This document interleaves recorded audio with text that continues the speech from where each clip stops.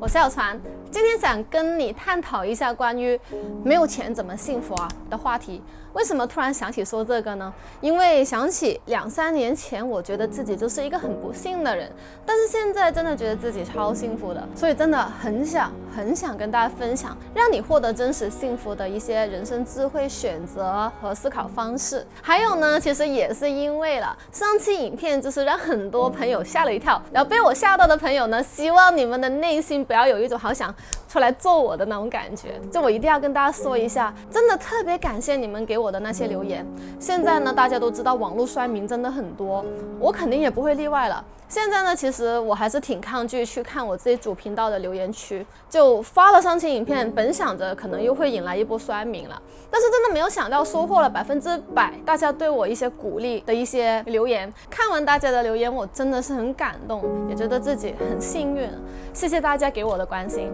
所以才回到这个特别想要跟大家聊一聊的话题。在这一个繁忙不法的社会里，大家都天天忙着赚钱，不管是打工也好，创业也好，经营自媒体也好，freelancer 也好，大家付出的这些努力和时间，最终不就是为了能够赚多点钱吗？那是不是赚的越多就能够让你变得越幸福呢？这个话题让我想起，就是以前在日本工作，在东京工作的时候，有一个跟我真的挺熟的日本女同事。我们部门不一样，日常生活工作当中相处的机会也不多，但是呢，加班的时候啊，我永远都能看到她。有时候呢，会约上一起加班的时候，顺便一起去上个厕所，在厕所里面休息休息那样。偶尔呢，还会聊一下职场里面的八卦，就例如你的上司怎么样，你的 OJT 怎么样，然后消除一下对工作的厌恶感。如果说我的拼命程度有10分满分有8分的话，那他应该可以拿下10分满分的。我曾经听说过他自己私人的一些故事吧，他说他老家离东京有好大一段距离，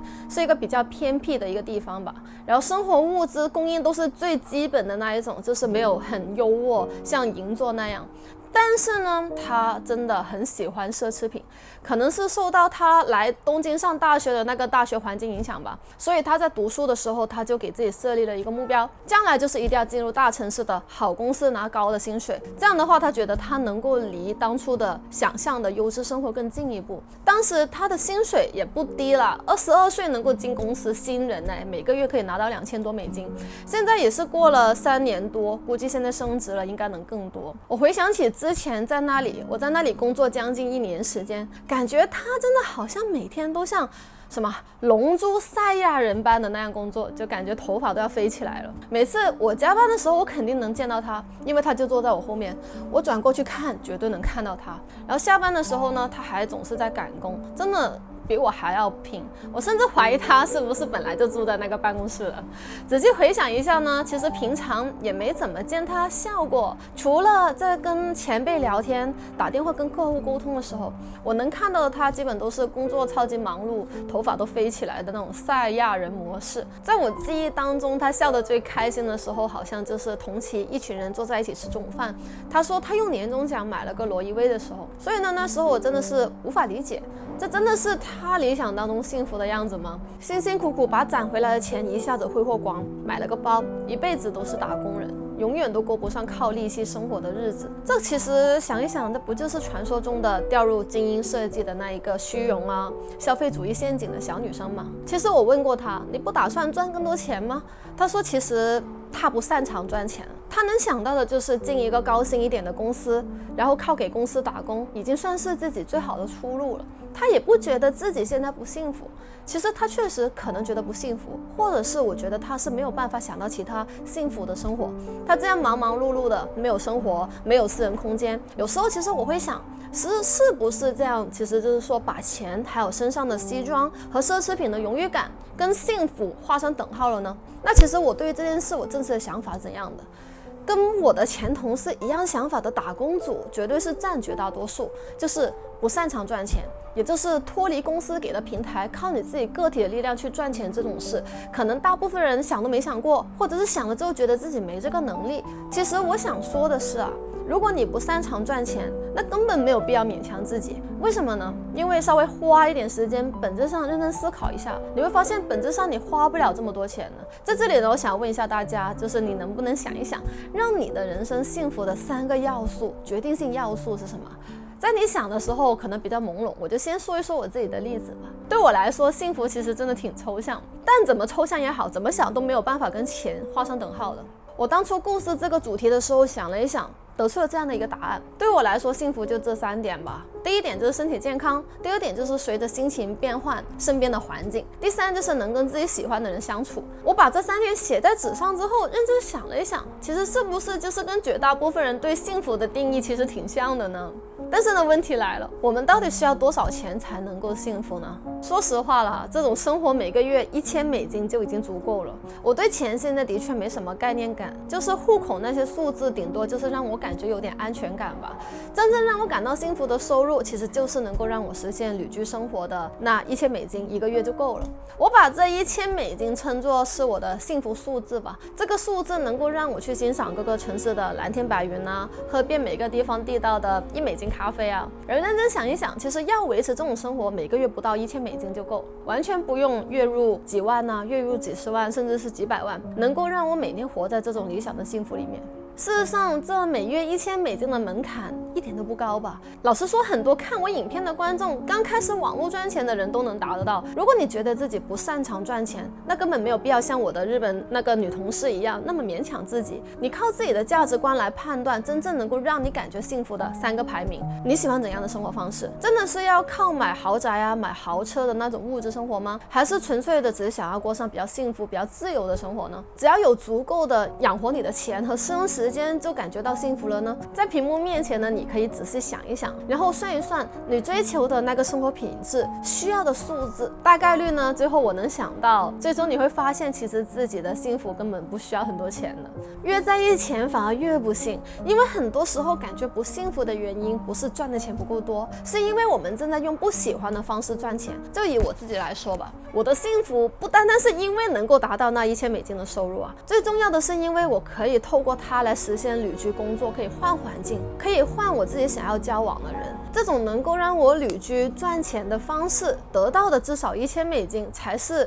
我自己根本幸福的源泉。我在日本打工的时候薪水也不低啊，刚出来做社会人第1年已经拿到了那个社会的平均收入，但是赚钱是真的赚得好辛苦啊。那个时候工作好多啊，好多都不会啊。卖半导体我真的一点兴趣也没有啊，很多时候被迫加班到很晚，早的时候下班7、8点，有时候要去应酬到11、12点，周六还有周日偶尔要在家工作，每天一直都很担心身边的人际关系、上下关系。这样的无限循环的工作模式再这么继续下去，我不用脑子想一想我都知道，我能肯定只要会赔上我的幸福，而不是得到幸福，就算是月薪给我1万美金又能怎样？我不会想继续下去。选择工作的方式真的很重要，因为我们人生有一大半的时间都在工作。说真的，如果工作不是你热爱的那一个，那你其实想一想，就等于说很简单的算术题，你的人生就失去一半幸福了。很多人都只看钱，所以才会让赚钱变成一个很痛苦的事情啊。现在其实我距离上班已经是2、3年前的事情了，现在回想起来也是历历在目了。就那个时候唯一能够笑起来，就是幻想自己在泰国金三角开的摩托车，任由风吹到自己脸上，但现实却是可能对着电脑屏幕放空自己在做梦，然后抬头一看，发现对面的又是我那个臭脸的上司。说实话是真的好绝望啊，那种心情。所以呢，我不需要每月赚2、3千美金，能够给我在网络上赚到1000美金就够了。之后就是实在没办法，义无反顾的辞职，也慢慢一步一步走到现在，变成了现在你可能偶尔认识到的我。是怎样的呢？就是从我自己的价值观出发的那个幸福3元素全部达成，现在的我真的其实很满意自己的生活，没有什么抱怨的地方。我相信在屏幕前看这支影片的你呢，多多少少应该都是比较好奇这种自由的生活方式了，不然也不会留意到这个频道。那我就想要跟你再分享一下真正能够让你变得幸福的方法，那就是请你好好的想一想这3个问题。第一就是定义你的幸福，第二就是排除痛苦的元素，第三就是确定幸福数字。第一点，定义你的幸福，其实呢就是影片开头说的，从你的本能出发，从你内心出发，真的能够让你觉得幸福的那3点。我自己就像刚刚说的，第一点我要身体健康，第二就是随着心情变换可以变换身边的环境，第三就是能跟自己喜欢的人相处。你先想好你自己的幸福定义，把你人生最重要的东西不要空想啊，要落实到语言文文字上，你可以把它写在你的2021计划本里面，也可以写在这部影片的留言栏里面，才能去下一步。下一步是排除你的痛苦元素，这个该怎么做呢？就是把让你觉得哇压力山大的元素全部罗列出来。希望你现在能够立即想一想，然后列出来，然后尽量的在你的日常生活当中一件一件的把它排除出去，就那么简单而已。我可以再举一个实际案例，就例如以前上班的时候，我是这么想的，我的痛苦元素很简单，第一跑业务，第二早上挤车，第三就是上下关系。就我一个20多岁的女生，说实话真的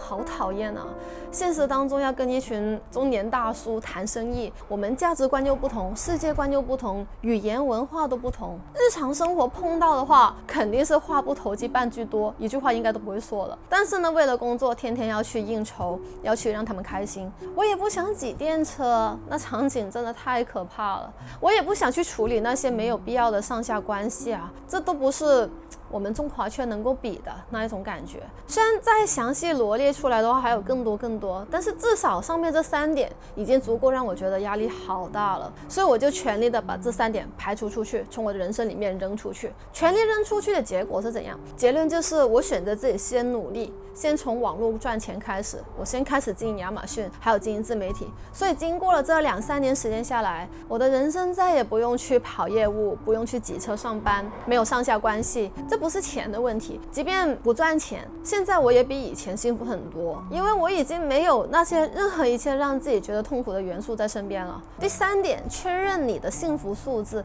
如果你的梦想呢是在例如很贵的地方买房，天天奢侈品缠身，如果有这些物欲的话，那当然要赚很多钱了。但是我们先站在大部分人的角度出发，追求你真正的幸福其实不需要这么多钱的。对于平凡人而言，如果你想要像我现在这种最 basic 的生活，你们目标幸福数字$1000就够了，那根本就不需要你干得很痛苦，你同样也能赚到。所以等你理清这些头绪之后，那也就是第一要定义你的幸福，第二就是排除你的痛苦元素，第三就是确定你的幸福数字。如果你觉得留在现在的职场，留在现在的环境还是没有办法改善的话，那你只能考虑辞职了。你不尝试去改善这个环境的话会怎样？只要那一些让你痛苦的元素它还存在，每次你不小心触碰到它的时候都会让你觉得不幸，你就会一直感觉不幸福。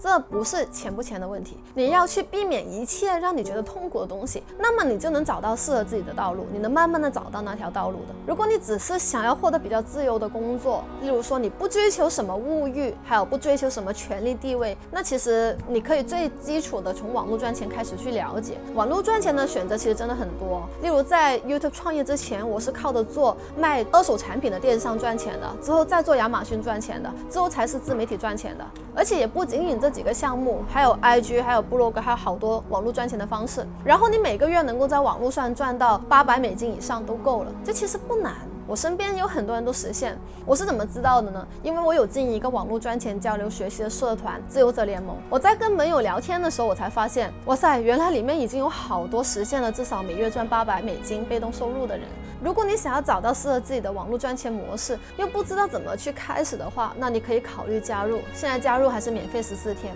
我其实真的也是之前花了很多时间跟里面的盟友聊天，才知道里面这么卧虎藏龙。你先去了解别人是怎么赚钱的，赚到钱的人会分享他们的网络赚钱方法和经验。当你决定做什么的时候，你先实际去体验那个感觉，你才会觉得这是真的，自己的付出可能是有回报的。别人可以的话，那你自己肯定没问题，你才可能有信心，愿意给自己一个学习的契机。所以呢，可能很多人觉得赚到钱才是幸福，但是如果让你赚到钱的工作让你觉得压力，那你永远都感觉不到真正的幸福在哪里。你得慢慢的去排除掉那些让你感觉压力和痛苦的元素。不管怎么说，这一条道路才是让你走向幸福的捷径了。那让你感觉到痛苦和压力的元素是什么呢？你认为的幸福又是什么呢？希望你可以透过这期影片成为一个契机，好好的思考一下，然后把它留言写下来吧。那这期影片就到这里，我们过几天再见吧，拜拜。